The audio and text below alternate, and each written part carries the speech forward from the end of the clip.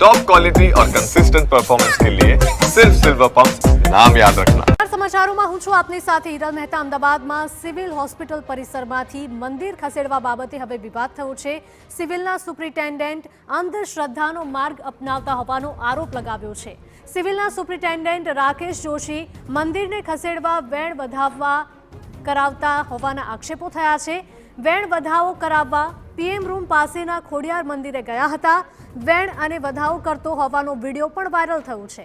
માતાજીએ મંદિર ખસેડવા મંજૂરી ન આપી હોવાનો દાવો કરવામાં આવ્યો છે।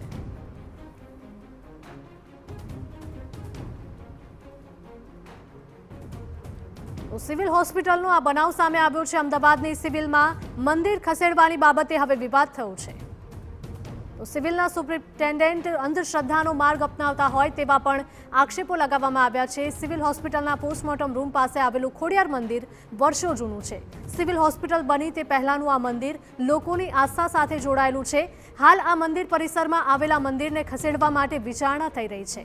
તેવામાં આ વિડીયો વાયરલ થઈ રહ્યો છે, જેને લઈને દાવો થઈ રહ્યો છે કે સુપ્રિન્ટેન્ડન્ટ રાકેશ જોશી અંધશ્રદ્ધાનો માર્ગ અપનાવી રહ્યા છે। તેઓ કથિત રીતે મંદિર ખસેડવા માતાજીની રજા લેવા માટે પહોંચ્યા હતા। મંદિરના પૂજારીએ દાણા જોયા અને દાવો કર્યો કે માતાજીએ મંદિર ખસેડવાની ના પાડી દીધી। જુઓ આ viral video.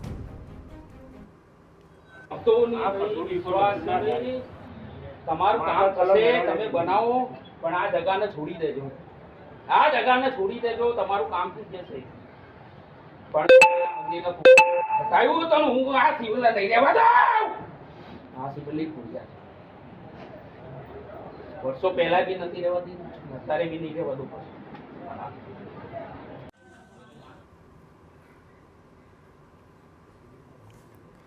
સિવિલના superintendent Rakesh Joshi આપણી સાથે જોડાઈ ગયા છે ફોન લાઈન પર। રાકેશભાઈ, આ તમારો વિડીયો વાયરલ થઈ રહ્યો છે, તમે દાણા જોડાવા માટે મંદિરમાં ગયા હતા, શું આ હકીકત છે? હકીકત આપણે જણાવું કે જો આપને ખ્યાલ હોય તો સિવિલ હોસ્પિટલમાં જે નવું કન્સ્ટ્રક્શન થવાનું છે એના માટે 0 થી D બ્લોક, જેને કહીશું ને કે જે જગ્યા પર મારી ઓફિસ છે ત્યાંથી મળીને પીજી હોસ્ટેલ સુધીનો આખો એરિયા ડિમોલિશ થઈ અને ત્યાં 1800 બેડની અદ્યતન હોસ્પિટલ બનાવવાનો મંજૂર થઈ અને એ પ્રોજેક્ટને ચેક એમ કહીશું કે ડિમોલિશન સુધી આપણે પહોંચી ગયા છીએ। અને એ પ્રોજેક્ટ અંતર્ગત જે જગ્યા ડિમોલિશ થવાની છે એના ભાગરૂપે એક મંદિર છે। મંદિર ખૂબ જૂનું અને ખૂબ જ આસ્થા સાથે જોડાયેલું છે।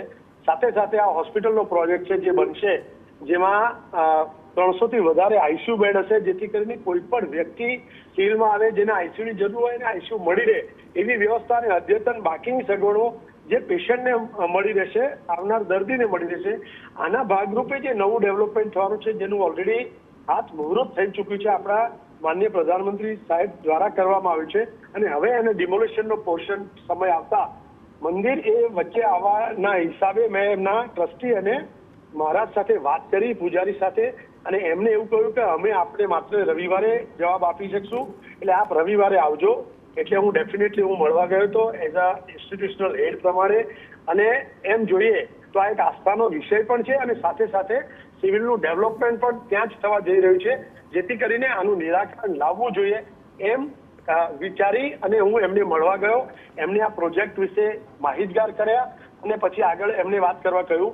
એમને એમની પરંપરા રીતે મુજબ એમને જે વિધિ કરી અને જવાબ આપવાનો છે એવું કહેવામાં આવ્યું, જે એમના દ્વારા કરવામાં આવ્યું છે। એનાથી મારે કશું છે નહીં, મારો મેઇન જે આશય છે એ આશય એવો છે કે આપણે સાથે મળી અને કોઈ પણ રીતે આનું નિરાકરણ લાવીએ, જેથી કરીને પ્રોજેક્ટ આગળ વધી શકે।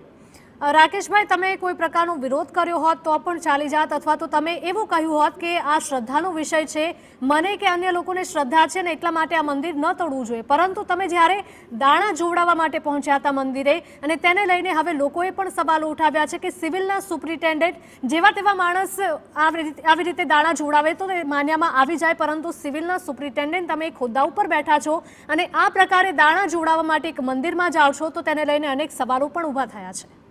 ફરીથી આપણે એ જ કહીશ કે દાણા જોવા ન જોવા જવાબ આપવો એ પૂજારી અને ટ્રસ્ટીનો વિષય છે।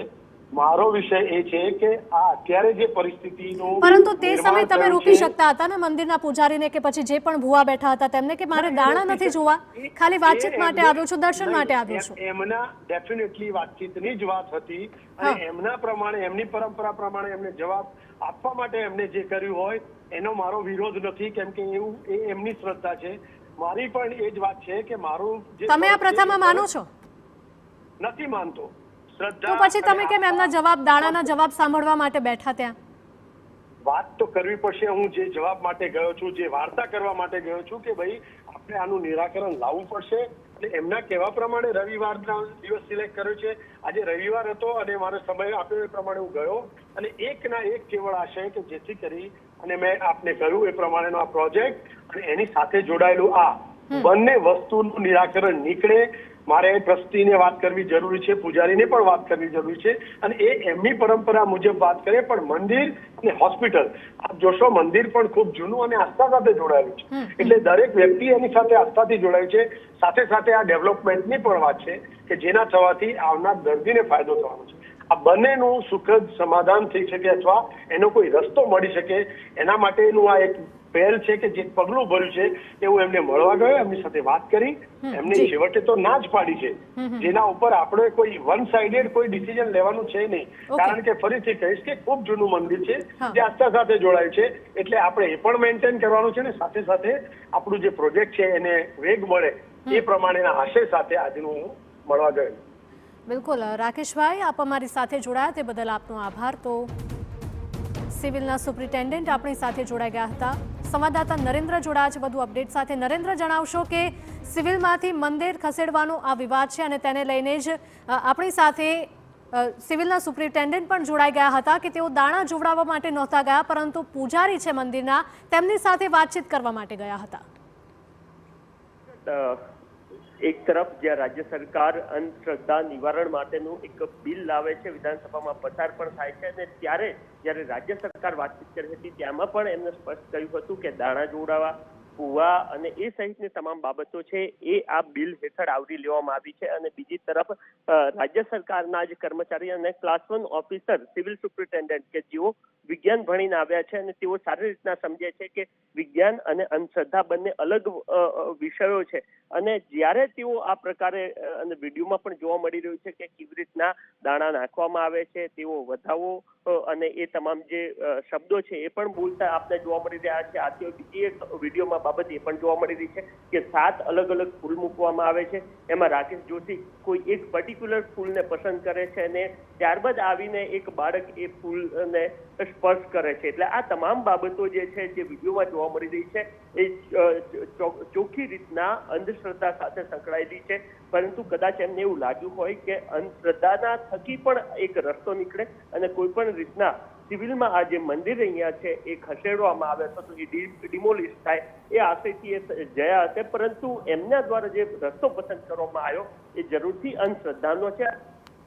પણ મળી રહ્યું છે કે તેઓ દાણા નખાવે છે, વધાવો અને સહિતના તમામ શબ્દો બોલતા પણ જોવા મળી રહ્યા છે.